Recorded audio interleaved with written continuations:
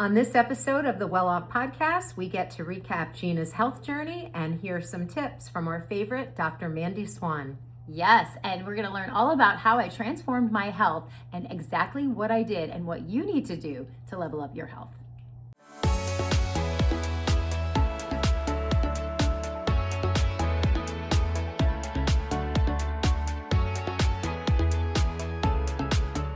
Welcome back to the Welloff podcast. I'm your co-host, Dr. Tara. And I'm Gina Simm.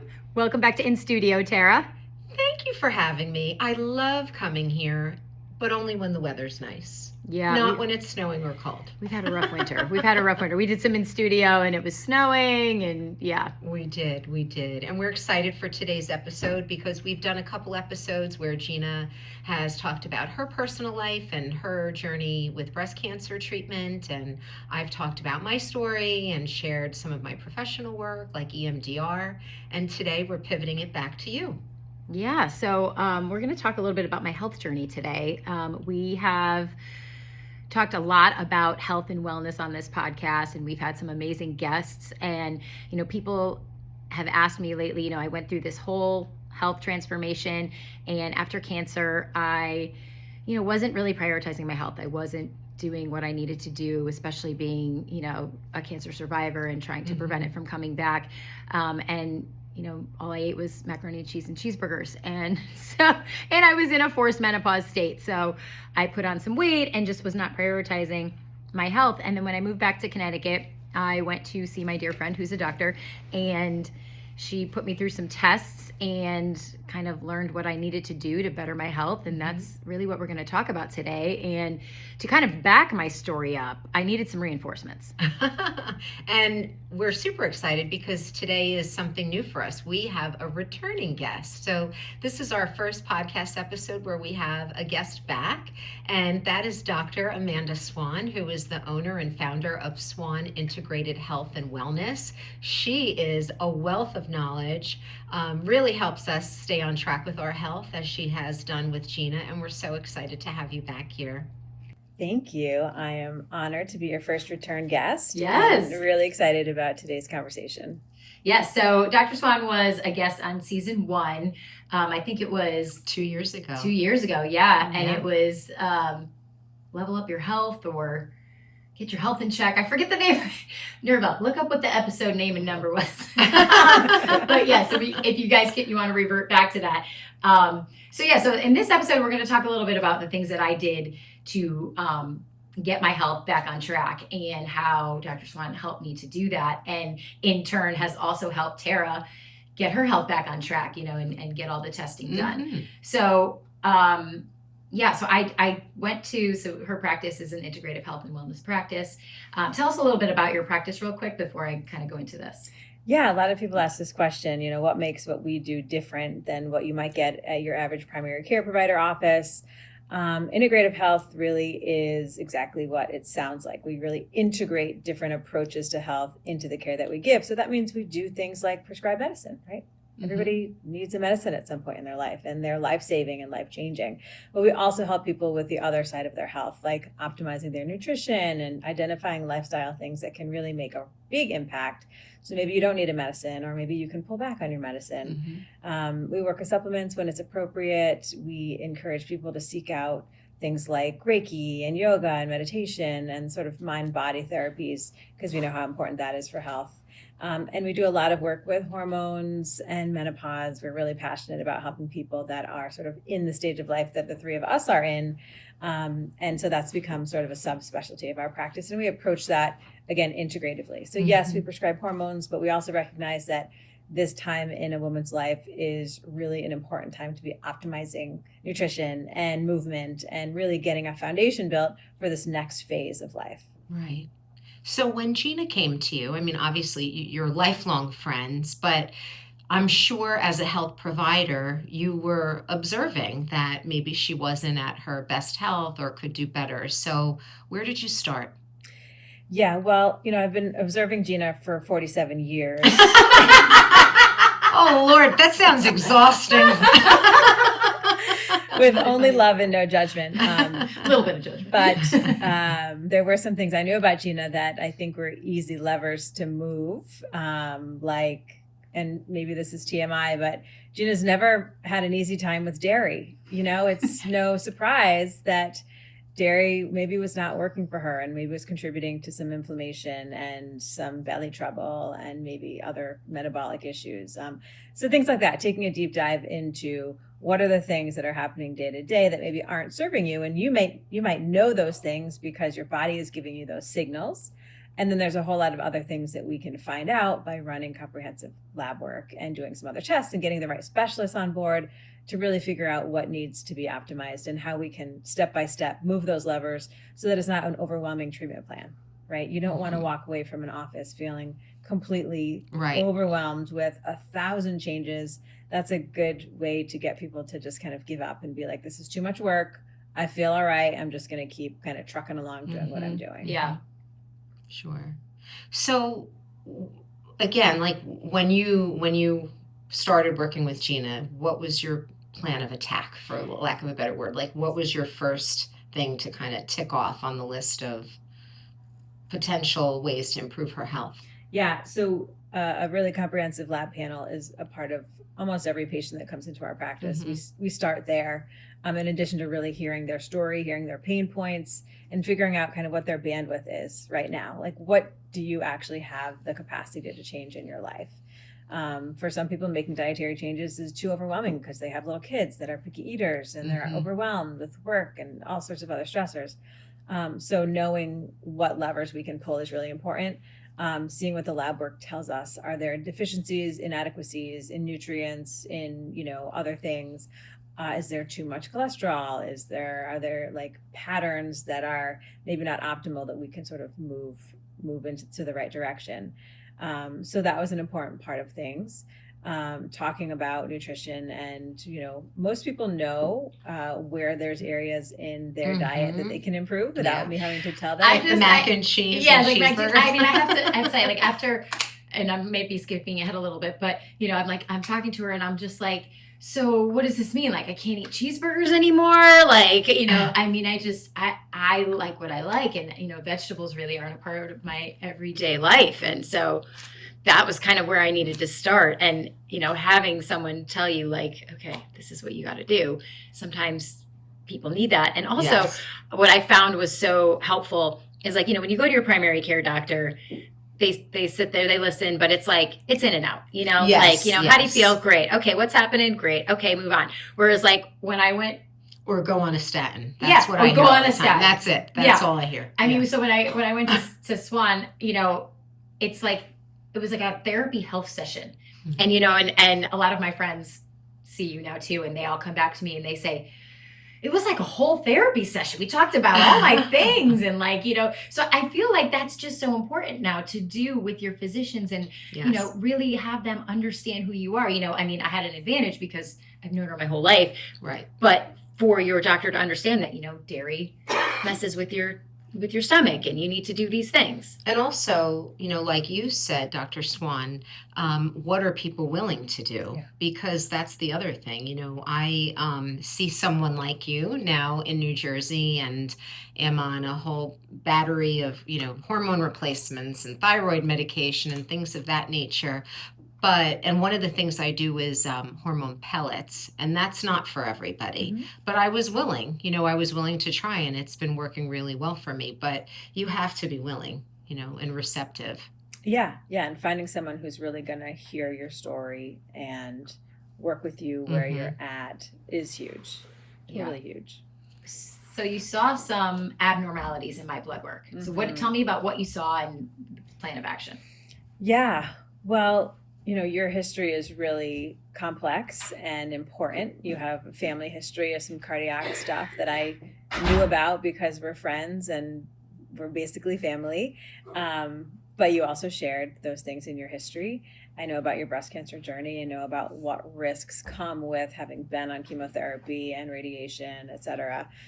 So, we noticed that there were some metabolic things that were off. I think blood sugar was a little bit off, cholesterol, there were some red flags there. So we definitely got you in for a calcium score. That's a special radiology test where we can take a look through a CAT scan at your coronary arteries and see if there's calcium plaques that are there. That's usually a sign of some advanced inflammation that's been there for a long time. And sometimes we see that in people that have no idea that they have any heart disease. Maybe their risk factor is lifestyle. Maybe it's been, a diet that needs some improvement over time, some family history. In your case, you'd also received radiation to that part of your body, which we know increases that risk. So then getting you into a specialist who I trust, who I knew would approach your heart with an integrative approach like mine, and wasn't just going to throw you on a statin. I was going to say, hey, you might need a statin, but you also can do some work on your nutrition. I have some great cardiology colleagues that kind of understand what we do, and the work that we all do together really beautifully integrates.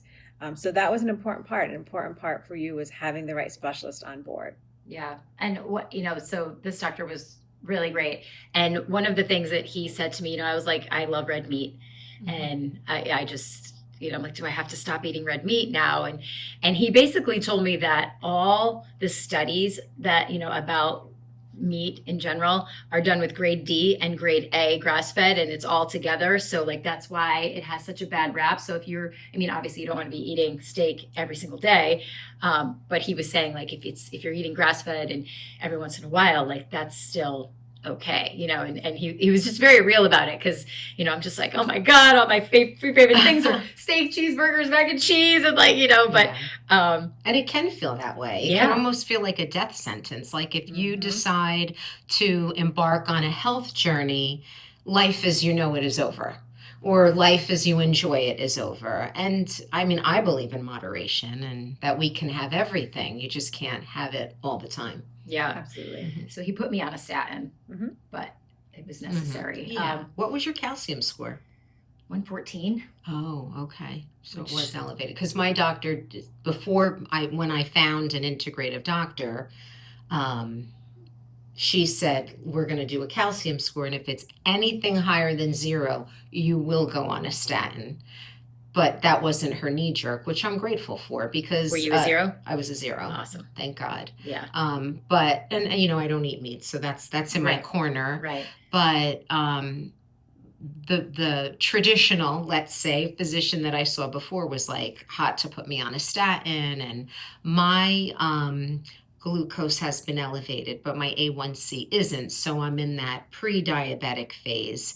And she was saying that statins can actually raise your glucose. So she's like, I don't want to do that to you unless I absolutely have to. So having providers like you and like mine, Dr. Rodrigo was on our podcast. So she was here. But it's so important, to look at the big picture. Yeah. Not just one variable. Right. Yeah, he put me on the statin and then Visipa, which is a fish oil. So tell us, what do those medications do? Why do you think he did all that? Yeah, well, both of those medicines help with inflammation. We think about statins as only being cholesterol lowering, and they do a beautiful job of lowering cholesterol, but there's also an anti-inflammatory component to them, and that is important. I never knew that either. Cardiac health. Yeah. It might not help your aches and pains from arthritis, but from a cardiology inflammation markers in the body. Okay. And Visipa is a medical grade high dose fish oil. Omega-3s, we know omega-3s are really important for inflammation as well. And there's some specific indications for those in the medical world, high triglycerides, et cetera. And it can be a nice complement to a statin in a situation like yours when there's, a couple different things going on. Would you recommend, so anybody that has had radiation in the chest area, would you recommend that everybody gets a calcium scan, or even just a normal person like Tara, who has not experienced any of that, to get a calcium scan? I do think it's a good test. Not for everybody ever, right? If you're 18, I don't think you need a calcium score. Right. But if you're, maybe 40 and up, 50 and up, the guidelines do not support this. It's not a kind of widespread recommendation according to the big medical associations. And you have to pay out of pocket, but it's only $100. You do have to pay out of pocket. I think it's an important tool. It shouldn't be used in isolation. Just because you have a calcium score of 0 doesn't mean there couldn't be other types of plaques, right? There's soft plaques that can develop in the coronary system, in the cardiac system, that we can't pick up on a calcium score. So you have to know the nuances and know that, the way I describe this to patients is our our heart health is really like looking at many pieces of a pie, right? Mm-hmm. Your cholesterol levels are one piece. Your lifestyle is another piece. Are you a smoker? Do you have high blood pressure? Do you have diabetes? The calcium score is another piece. And when we start to look at them all kind of in synthesis, then we get a better picture of like, what is your ultimate risk down the road? Because that's what we're trying to do. We're trying to predict risk and then prevent risk for things like heart attacks and stroke. Mm-hmm. So it's a good tool. It's pretty accessible. If you have $100 to shell out, you can get one as long as you have someone who can order it. Mm-hmm. But you do want to look at it sort of in the context of the other parts of your health and your story. Yeah. Yeah. So can we talk about GLP-1s? Yeah, absolutely. Because Let's do it. they're everywhere, and like anything else, everyone has an opinion. Yes. You know? Yes. Yeah. So one of the things that the doctor told me also was that I was about 50 pounds overweight. And, I was at high risk for these heart attack, stroke things, Mhm. based on all my stuff. So I was like, okay, I got to lose weight. So initially I went to a nutritionist and started changing my eating habits, Dr. Swan's recommendation, and lost about 20 pounds, but then I just kind of plateaued. Mm-hmm. And so then we had the conversation of, should we get on a GLP-1? So yeah, talk to us about that. Yeah, definitely a hot topic, definitely lots of opinions. And again, I see GLP-1s as a great tool in the toolbox. We're so lucky to live in a time when we have all these tools.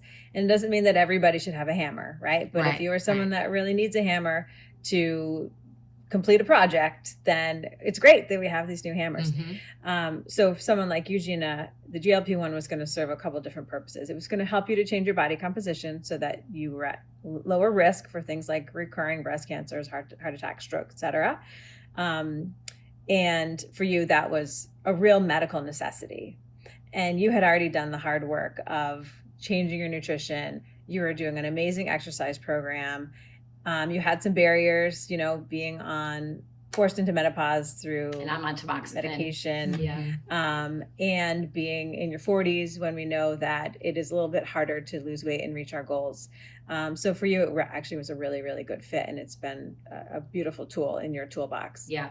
Mother's Day offers a gentle reminder that the comfort mom gives us can be hers too. Yes. And Tara, what are you looking forward to getting on Mother's Day? Peace and quiet and a little comfort. Well, it looks like you're pretty comfortable right now. So do you want another one of those? What are you wearing? Right now, I'm wearing my favorite Cozy Earth robe. It has spacious pockets, adjustable ties, a cozy silhouette, and every moment feels intentional. I put it on before bed, and it gives me that feeling that I'm ready to wind down and just relax. I love that. And I am wearing a very oversized cozy robe. I love it so, so much. I love my robes nice and big. I put it on after I get out of the shower. It is dry wicking and it is just so amazing. And it looks like you're wearing a Cozy Earth wrap as well. I am. So this is the Waffle Cozy Earth hair wrap, which is amazing as well. It like dries my hair almost instantly, not completely, but very well. And because home starts with mom, we want everyone's mom to feel comfortable and luxurious in their homes this Mother's Day. Absolutely. So visit cozyearth.com and use our code CozyWelloff and treat mom to 20% off of intentional luxury. Yes, because Cozy Earth truly stands out because it highlights the softness, the quality, and comfort that supports mother figures through their busy days and quiet moments, offering a small piece of everyday luxury that cares back.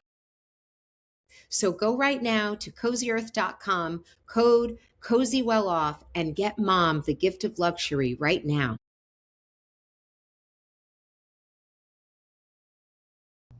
There's a lot of different use cases for GLP-1s aside from the ones that we hear about on TV.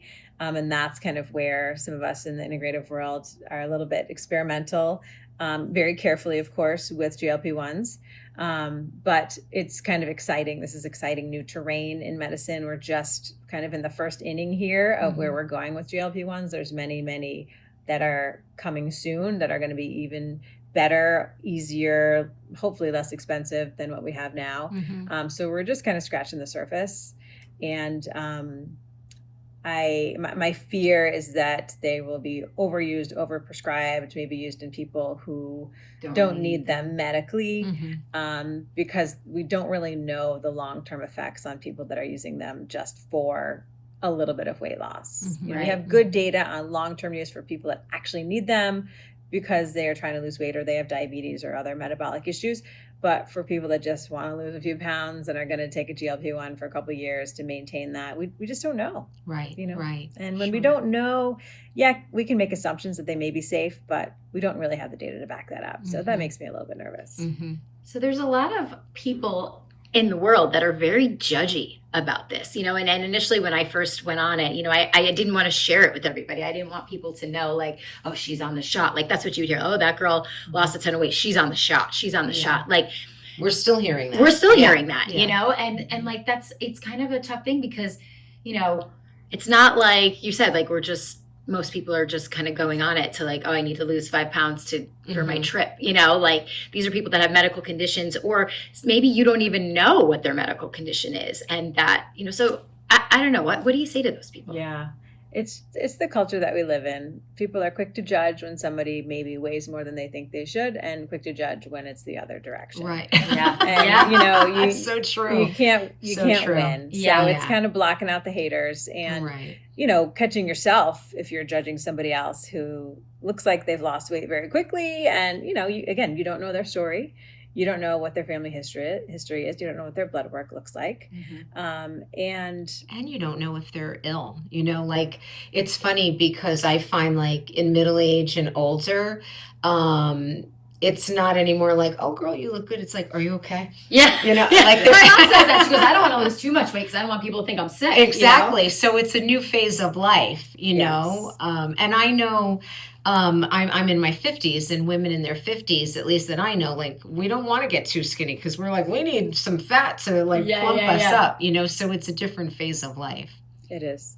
And the goal is not to get skinny, right? The goal is to improve your health. Yeah. Yes. And again, these can be a really good tool for that when they're prescribed correctly and used responsibly. Yes, for sure.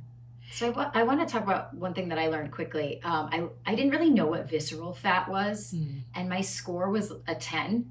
Wow. Initially. What is it? Yeah, good question. We have different types of fat in our body. Most of us are familiar with, like, the fat that's under our skin, subcutaneous fat. That's the fat that we can kind of pinch and see. And that fat is important in the right amounts. It insulates us, and it little junk in your trunk makes hormones and makes other things that are really important for us. When there's fat that's sort of surrounding our organs on the inside, that's what we refer to as visceral fat. So in the belly area. Well, or no? Fat in the belly area can be subcutaneous.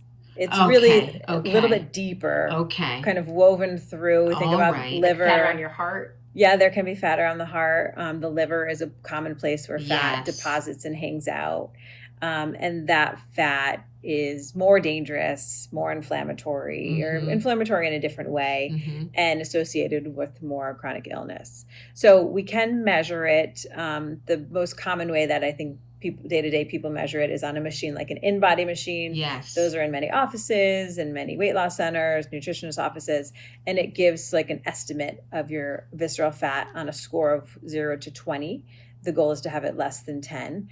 And it's helpful to see what that is, and especially if you are making changes and can track how that changes over time. Yes. I have a scale like that at home. Do you? Oh, no. Yeah. I go to Mandy's office. I've had it since, like, COVID, because I gained a lot of weight during COVID, and I joined Noom, and so I started really looking at that percentage. So mine's a 5 now. I was going to say mine's down to a 5 as well. Awesome. Yeah. Okay. Yeah, it's a nice metric. I like good grades. Yeah.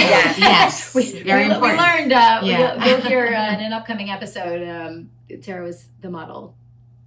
Daughter. Child. Yes. Child. Yes. Child. Yes. So I've implemented all these things. I think it's really important that you speak to a doctor integrative, like Dr. Swan. And if you're in Connecticut, go see her. But then I also started, drinking was a cause for concern, because not that I was drinking like, 5 vodkas a day or anything, but I was drinking like often, Right. like multiple times a It's week. lifestyle. Yeah. Like the more social you are, the more. Yeah. And I lived in suburbia, and we would go to baseball games, and we'd go hang out at somebody's house, and we would just sit there and just like, drink high noons all day, and that was just what we did. And we went out a lot. And so, I have definitely switch that off a little bit. And, even with the GLP-1s, my relationship with alcohol has changed. So I've been, I'm not able to like, maybe 1-2 drinks is kind of as much as I can have in one sitting. And, it's gotten a little bit better since I've like, reduced my dosage of the GLP-1s. But in the beginning, I didn't, and it was a great thing, kind of like it helps your relationship with alcohol, with addiction. So talk to us about how that. Yeah, that's a real thing. Absolutely. There's studies going on right now using GLP-1s to help people that are struggling with alcohol and drugs. And those results are going to be really amazing. Yes. And we'll see how these drugs are used in mental health settings. I have a lot of patients who are on GLP-1s who just notice this naturally, like, I just didn't really want to order a martini at dinner, and I always order a martini at dinner. And it's almost like when you're pregnant and you have these aversions to certain things, it's a similar sensation. So it's been helpful for people that maybe were drinking more frequently as part of their lifestyle, and now they're trying to make these changes, and the GLP-1 is kind of helping with that as like a cool side effect. So that I think is really interesting and helpful, because we know that alcohol, like at the end of the day, really doesn't add a whole lot to our health, despite what other people may say. No, I know. Maybe and I know there's red wine just here more and there, more data supporting its carcinogenic effects, and, debating putting warning labels on alcohol, just like we did with cigarettes. And so it's pretty interesting. Yeah, and now with all these yummy seltzers that you can just like THC down. Well, I'm referring to like the alcoholic seltzers that taste so good. They're so easy to drink, and only people, 100 calories. Right. It's like diet drink. So I think people maybe are drinking more because they have access to these like almost like wine coolers back in the day. They go down easy. You can drink a bunch of them in an afternoon at a party and not even really blink. But it's still a lot of alcohol that's going into our system. So I know in past episodes you've talked about the sort of shift with the younger generation of less alcohol, maybe, having THC seltzers or CBD, or just not drinking, period. And I think it's an important cultural shift, and it's a good one that's feel like more people don't drink anymore. Yeah. Mocktails are huge. I see them at events, on every menu when we dine out. So there definitely is a shift for sure. Yeah. 100%. So I know that we asked you this 2 years ago, but I'm just curious, did your answer change? If you had just met someone in the street and could just pass on 3 little pearls of wisdom, like something they could do right now in this moment to get to optimal health and maybe they're not ready to see someone like you, or they're not ready to make huge change. Like, what are just some easy ways that people can be healthier now? Yeah. I think something that's really important to talk about is, if you truly want to take steps forward in your health journey, if you want to, especially if you want to do something as dramatic as Gina did, and she didn't speak about this, but I witnessed it, you have to first commit to yourself. And you have to have a relationship with yourself that's going to enable you to actually take care of yourself. It's a little dramatic to say you have to fall in love with yourself. I wish that everybody could do that, right? Yeah. That should be the goal. I think most people are walking around feeling the opposite of that about themselves, and that prevents them from really moving forward to take care of themselves. So maybe you're not falling in love with yourself, but you're making a commitment to yourself, just like you would a commitment to somebody that you have to take care of. Maybe you're babysitting your neighbor's kid, and you're not in love with them, but you know that you have to take care of them, and you commit to that.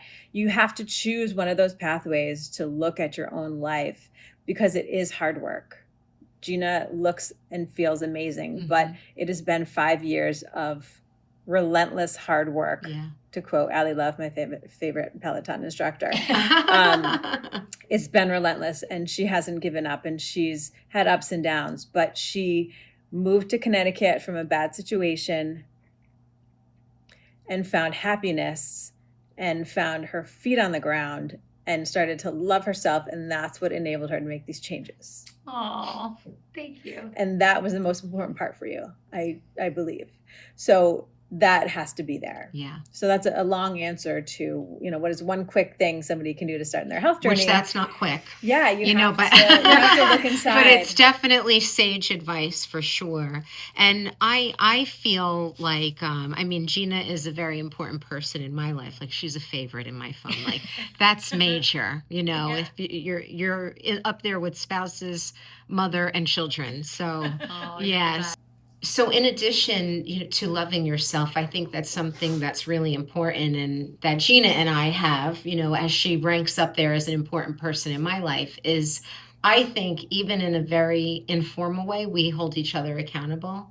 And like having people in your life that are also on the same journey and committed is really important. Yes, I agree with you. And you do that for me, and I hope in some way, I do that for me. you. But Yes. We share, and we're open with each other, and we're committed. We want to live long, but we want to have a how do you say, a healthful life? A healthful No, life? what's the word? I can't think of it.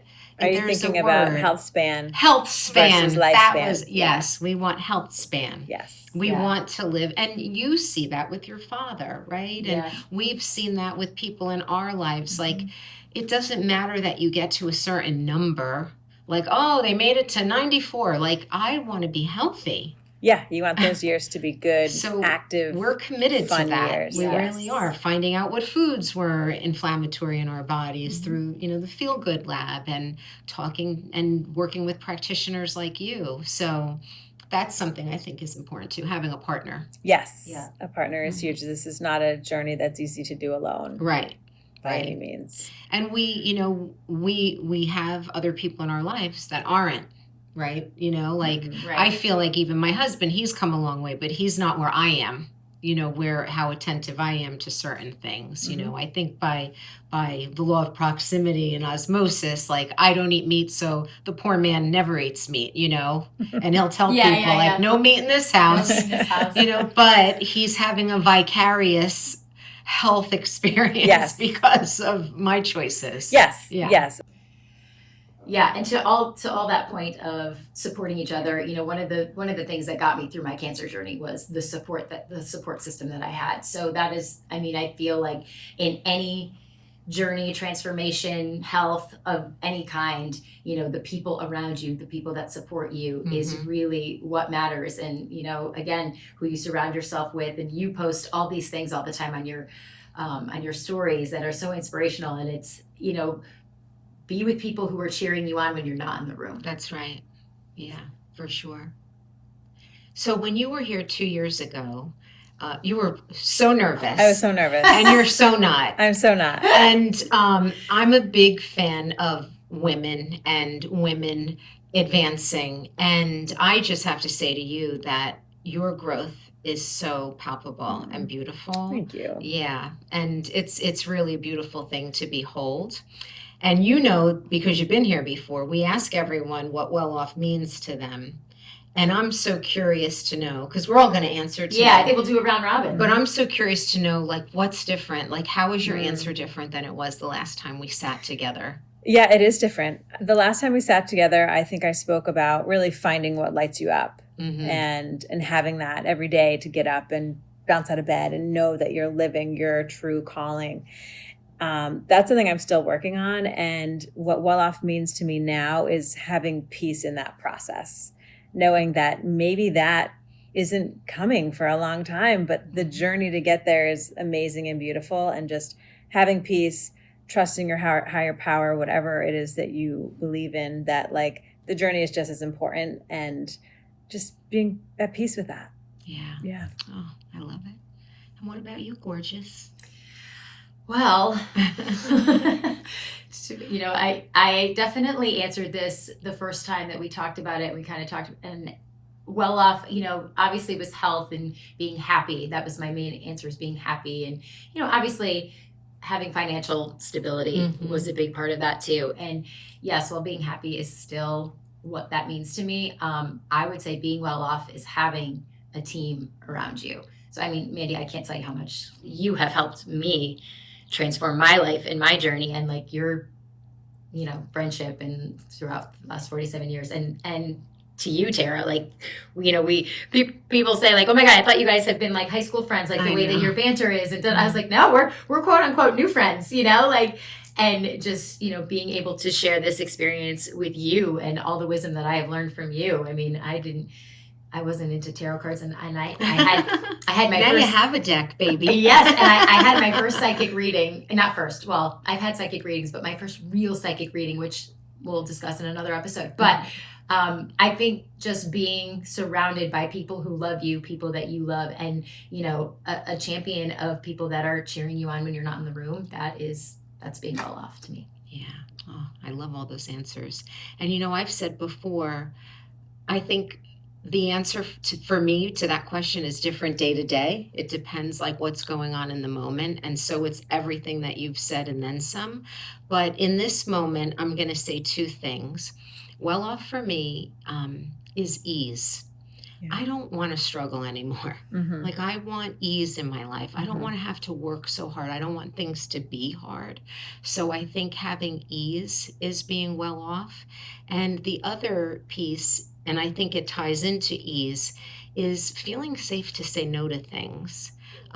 Being surrounded by people that if you say, you know what, I can't right now, I'm tired, or I need a minute, or knowing that answer is okay and there's no consequences to that. Full sentence. Yeah. Being honoring yourself and creating the time so that you have ease. So those two things for me in that moment feel true. I love the saying no to things, because I don't say no to things and I need to. And that's one thing I've learned from you is like, you've said this to me all the time, like, you don't have to do that. You don't have to go to everything. And, right. And I'm like, Mandy, come to this. And she's just like, girl, no. Yes, exactly. Yes. I'm not doing that. Yes. Yeah. Our time is precious. Yeah, we have to really take care of it. But she did go to Florida. I did. Yes. I say yes sometimes. She does. That was a good yes. That was a great It was awesome. Yes, we had a great yes. Showers are something I like to say no to. Like baby showers. Oh, I felt like taking a shower. No.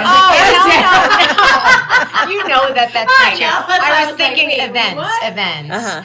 I have like a rule. Like I have to know at least 5 people well, because if I'm going to spend my time, I want it to be enjoyable, Yeah. So saying no to things like that. And it's not because I don't love people, but I'll send you a fabulous gift. You won't be sorry you invited me, but I might not be there. You know what my dad would always say when, this is terrible, but if he didn't want to do something, he'd be like, oh, Dad, in 2 weeks, there's this event, and he would be like, I have a wake. And I'm like, who died? Somebody's gonna. So I just I have a wake. Like, God. Sorry, we just like say the most outlandish things. Because, how funny. Yeah. Classic guy. Classic guy. Yeah. But yes. But so I mean, thank you for coming back on and helping me with my health journey. And I hope our listeners have, kind of learned something. If not anything, I'm sure they did. There's so much wisdom in this episode. And my PSA is always, put yourself first and take care of yourself, because if you're not well, how can you care for the people around you? For sure. And you do practice in Connecticut, but people can find you and follow you on Instagram and learn a lot no matter where they are. So please tell our listeners where they can find you. Yes, we are at Swan Integrative on the socials. SwanIntegrative.com is our website. And we're taking new patients in Connecticut. There's a new patient survey on our website, easy to fill out, and happy to meet new friends all the time. Oh, thank you so much for being here. It's always so good to see you. We'll do it again next February. Yes, absolutely. Let's make it a thing.